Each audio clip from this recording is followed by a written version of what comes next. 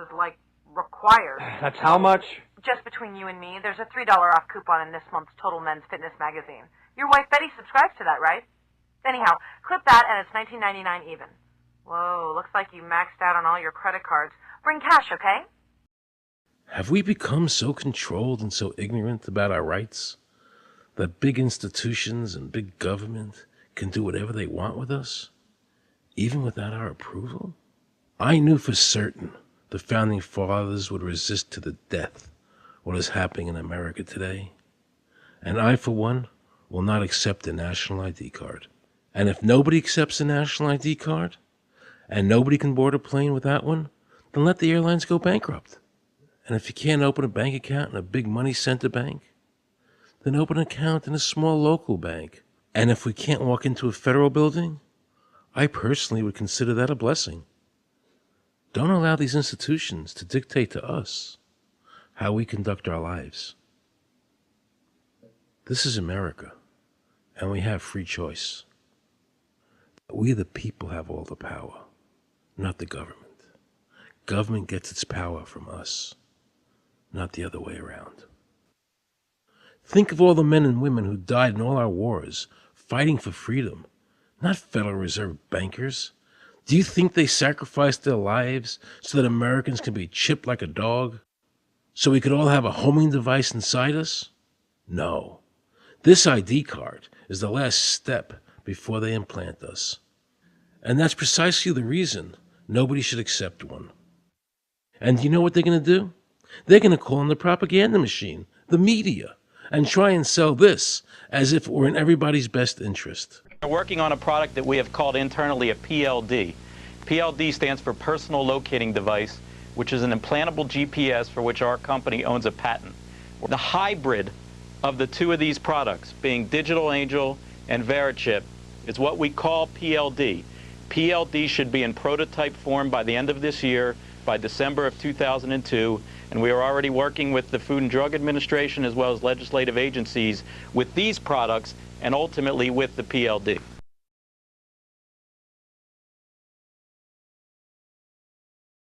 We have a Florida family who are really pioneers in a brave new world. They have volunteered to be the first ever to have microchip identification devices implanted into their body. After 9/11, I was really concerned with the security of my family.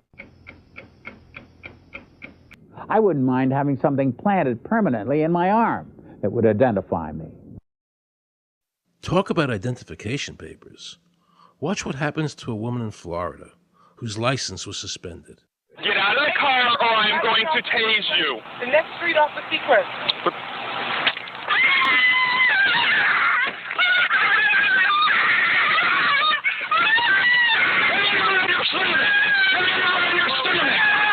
On your stomach. Do it now. Put your hands behind your back. Do it now. Do it now or you're going to get tased again. Do it now. Do it now. On your back. Put your hands behind your back. Put your hands behind your back. I can't. Sure you can. Come here. Ow, ow. Oh, got it. You got blood on your...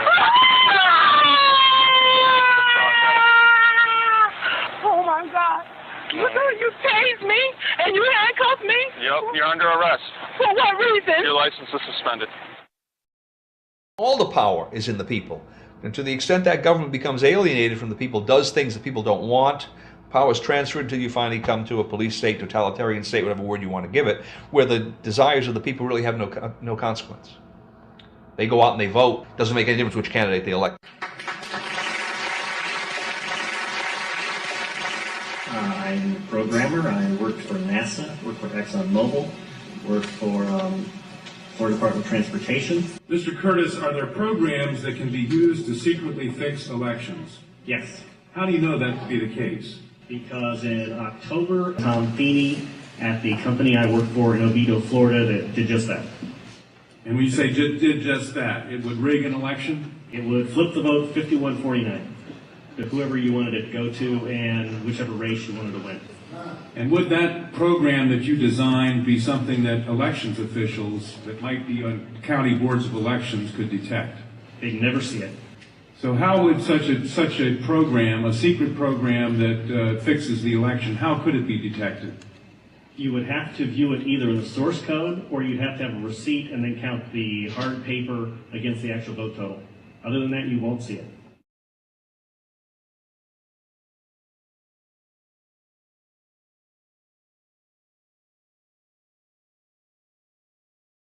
Given the availability of such vote rigging software and the testimony that has been given under oath of substantial statistical anomalies and gross differences between exit polling data and the actual tabulated results, do you have an opinion whether or not the Ohio election, presidential election, was hacked?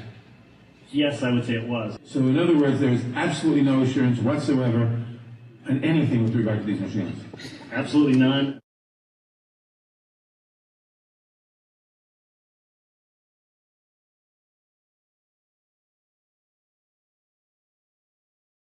Anybody who trusts electronic voting machines should have their head examined.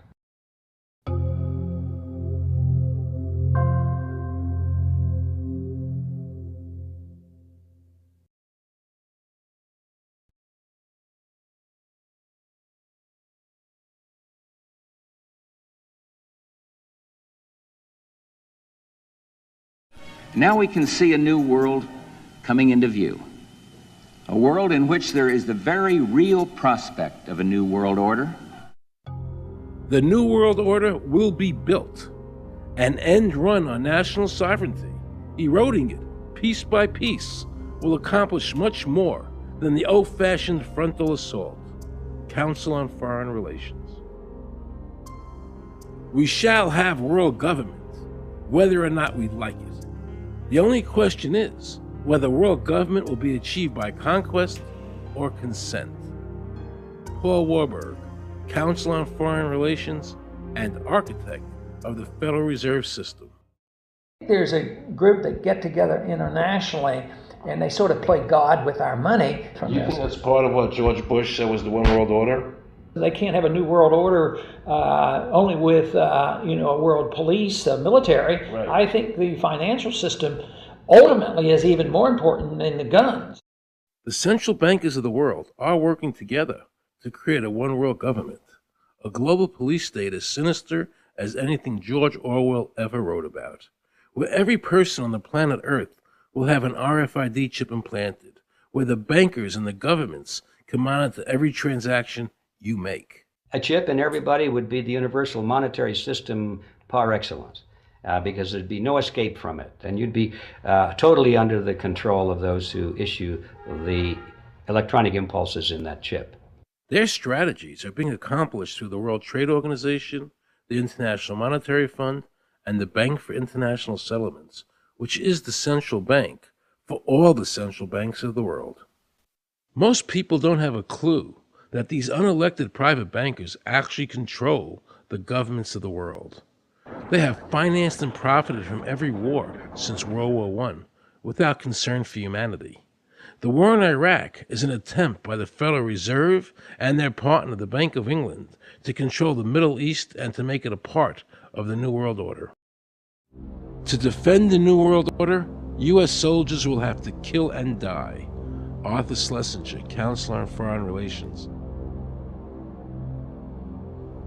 Military men are just dumb, stupid animals to be used as pawns in foreign policy.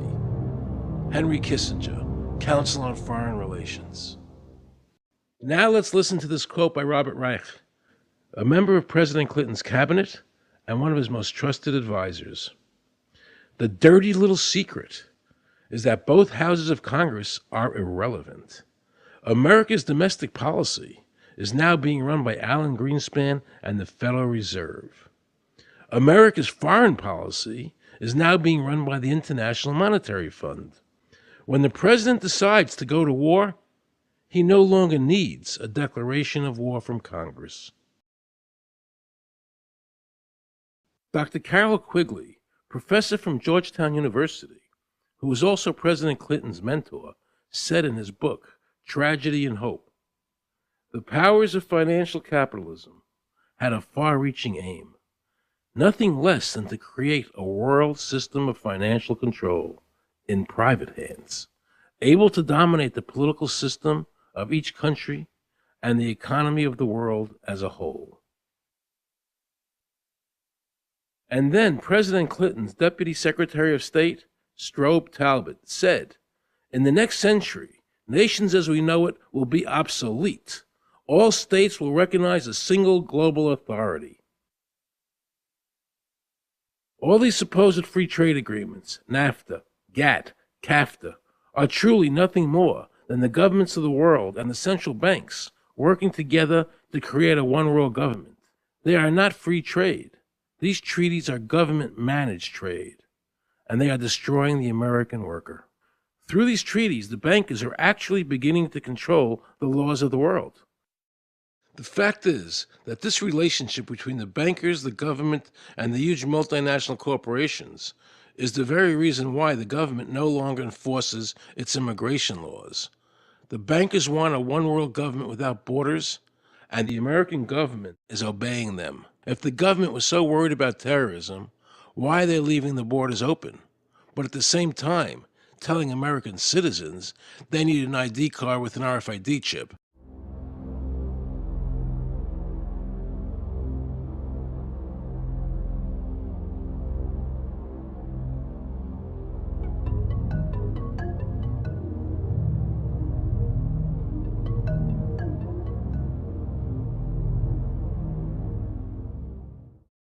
The Bush administration's open borders policy and its decision to ignore the enforcement of this country's immigration laws is part of a broader agenda.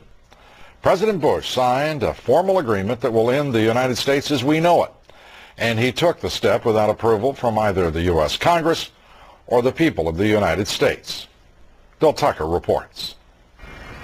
The Security and Prosperity Partnership of North America sounds benign, hardly like a policy that critics call NAFTA on steroids. It's a deal that few have even heard of. It's being done again by very few people at the very top on behalf of the investment class, but the working class of people, political officials across our country from communities, from cities and so forth, they don't know anything about this. Yet it was agreed to by Mexico's President Fox, Canada's Prime Minister Martin, and President Bush in 2005.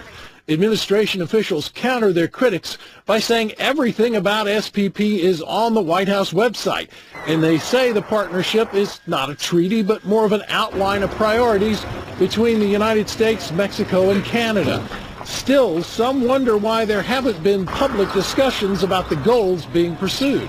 You know, I was asked the other day about whether or not I really thought the American people had the stomach to stand up and stop this nonsense, this direction from a group of elites in absolute contravention of our law, of our Constitution, every national value.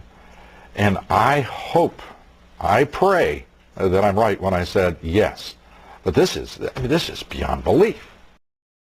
Look what happened in Europe. The people that voted down the European Constitution wanting each country to stay sovereign. Yet the private central bankers are pushing the governments forward to make this Constitution happen, even though the people voted against it and clearly do not want a world government nor one European government.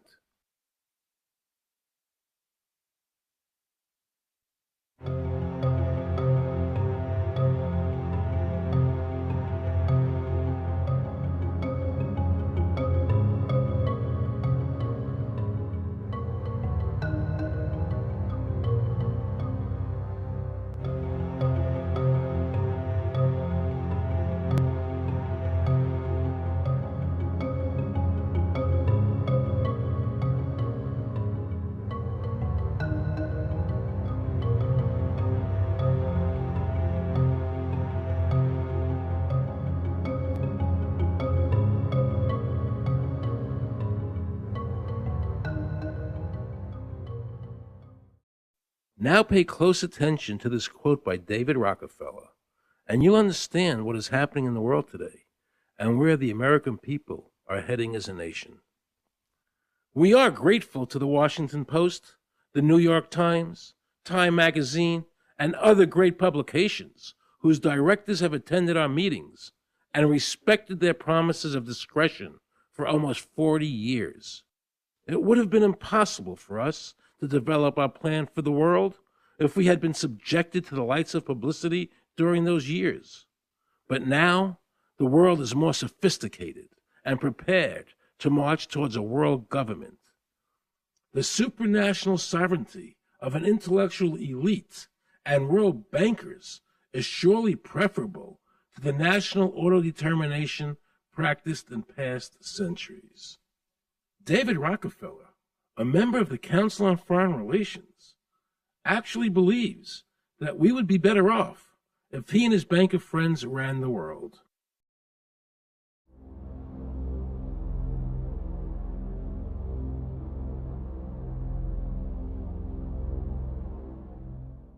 Benito Mussolini had a great quote about fascism. He said that fascism should be called corporatism more properly because it's the perfect merger of power between the corporation and the state.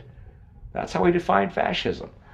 And that's what we're seeing here. The media controls the information that a person gets. In various ways, they can make sure that the average American watching the tube or reading the newspaper is going to come out with a certain mindset. He's going to say, this is good, that's bad, and that's all they have to do. You look at the ownership of corporate media in this country. Who owns CBS? Viacom? Who owns NBC? GE?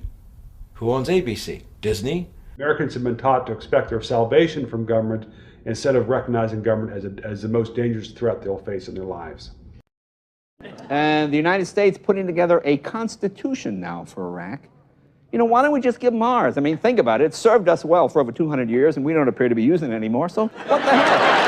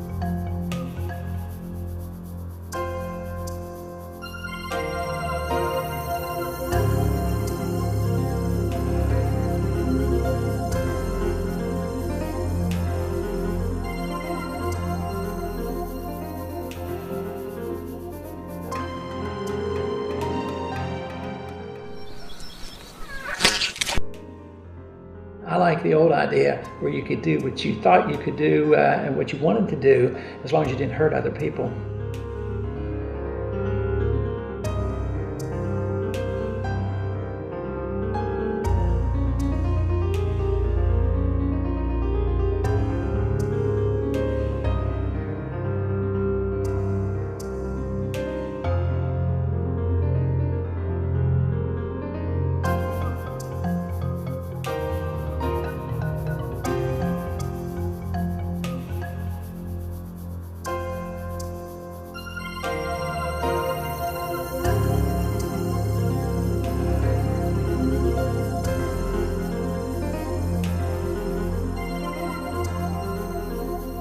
I think that the ultimate choice that's being presented to mankind is that it's time to either evolve or perish.